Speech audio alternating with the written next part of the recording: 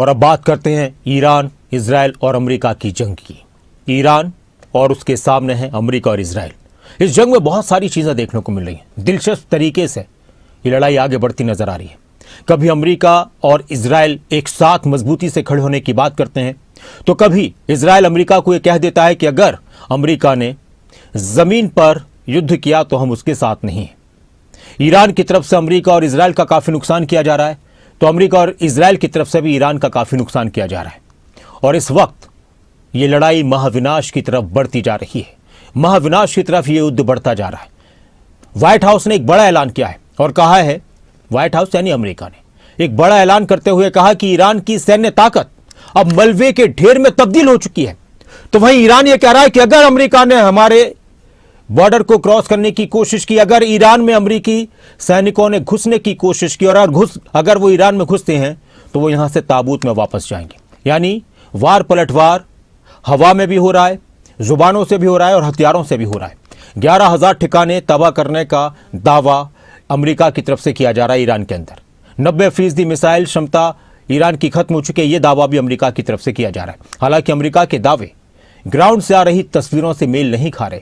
America के सैन्य ठिकानों पर ईरान ने हमले जारी किए हुए हैं। स्थिति यह है कि अमेरिका को ग्राउंड ऑपरेशन करने की तैयारी करनी पड़ी। अगर जंग में अमेरिका जीत रहा है तो फिर ग्राउंड ऑपरेशन की बारी क्यों आई है? सवाल यही बहुत सारे लोग उठा रहे हैं कि अगर अमेरिका की जीत हो रही है तो अमेरिका ग्राउंड ऑपरेशन की तैयारी क्यों कर रहा है? और ग्राउंड ऑपरेशन को लेकर इजराइल ने अमेरिका को पहले ही झटका दे दिया है। ये रिपोर्ट देखिए।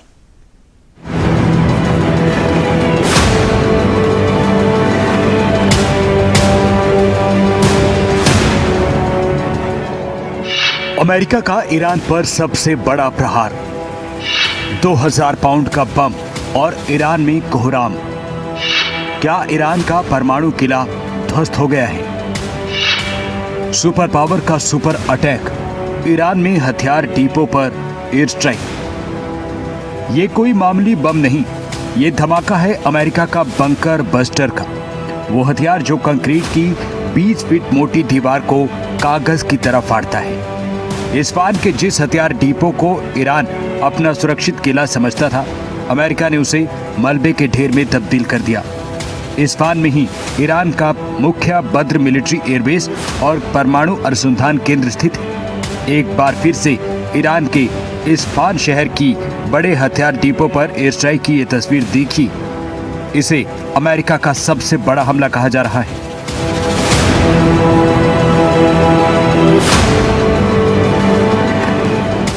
इस डिपो में रखे हथियारों में विस्फोट होने से कई धमाके हुए। इलाके में आग का बड़ा गुबार उठा। बंकर बस्टर बमों का इस्तेमाल मजबूत और जमीन के अंदर छिपे हुए ठिकानों को तबाह करने के लिए होता है। इसके बाद सवाल है, क्या ईरान की ताकत पर अमेरिका के इस प्रहार से जंग रुक जाएगी?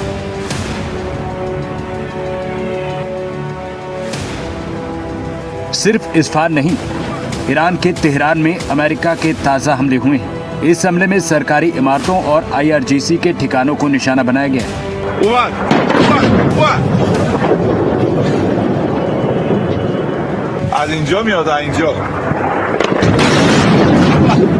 अब देखिए ये तस्वीर, धुएं का बड़ा गुबार।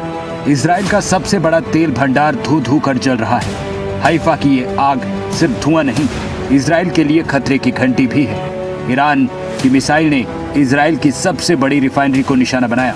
60% ईंधन सप्लाई करने वाली ये फैक्ट्री धू धू कर जल गई। संदेश साफ था, इजराइल का कोई भी कोना ईरान से भी सुरक्षित नहीं।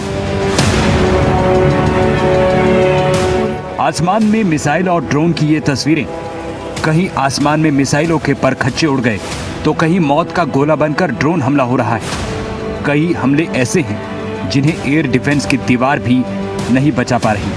देखिए कैसे इजराइल का अभेद आयरन डोम इस हमले को रोक नहीं पा रहा।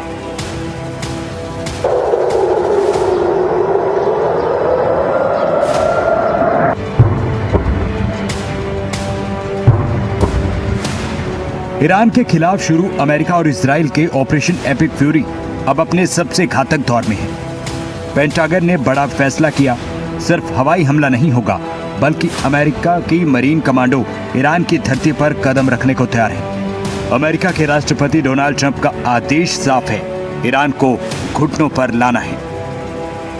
ईरान भी अमेरिका के आगे खामोश नहीं है। ईरान की फोर्स भी अमेरिकी स्पेशल फोर्सेस का सामना करने के लिए उतर चुकी है। जंग का मुख्य निशाना खार्ग आइलैंड हो सकता है, जहां ईरान 90% तेल निर्यात करता है और इसी खार्ग द्वीप पर ट्रंप की निगाहें हैं। अमेरिका ने 3500 से 5000 मरीन और नौसैनिकों को मिडिल ईस्ट में तैनात कर दिया है। 50,000 जवानों की तैनाती का दावा भी है। खाड़ी में मौजूद USS Abraham Lincoln, USS Georgia, अमेरिकी युद्धपोत यूएसएस त्रिपोली 1800 मरीन के साथ हिंद महासागर में तैनात है। क्या अब ईरान पर होगा सबसे बड़ा जमीनी हमला? क्या ईरान के परमाणु ठिकानों पर होने वाला है निर्णायक प्रहार? अमेरिका की चेतावनी ईरान से पैदा होने वाले खतरे को जड़ से मिटा देंगे। ग्राउंड ऑपरेशन के लिए अमेरिका ने 3 टारगेट चुने हैं। पहला टारगेट है यूरेनियम को जब्त करना। दूसरा टारगेट खार्ग द्वीप के तेल टर्मिनलों पर कब्जा। और तीसरा टारगेट हॉर्मुज जल डमरू मध्य की नाकेबंदी। अमेरिका की इस बड़ी तैयारी को लेकर IRGC, ऑपरेशन जान फिदा, सुसाइड ड्रोन, एंटी शिप मिसाइलों के साथ ईरान भी तैयार है। उधर राष्ट्रपति ट्रंप का संदेश साफ है, या तो ईरान उनकी 15 सूत्रीय शर्तों को माने, वरना उसके तेल के कुएं और ऊर्जा के ठिकाने नक्शे से मिटा दिए जाएंगे। इधर पेंटागन ने हजारों मरीन कमांडो को ईरान की सीमा की तरफ कूच करने का आदेश दिया है। ट्रंप ने साफ चेतावनी दी है, अगर जल्द समझौता नहीं हुआ तो अमेरिका ईरान के खार्ग द्वीप, तेल के कुओं, बिजली घरों को पूरी तरह तबाह करेगा।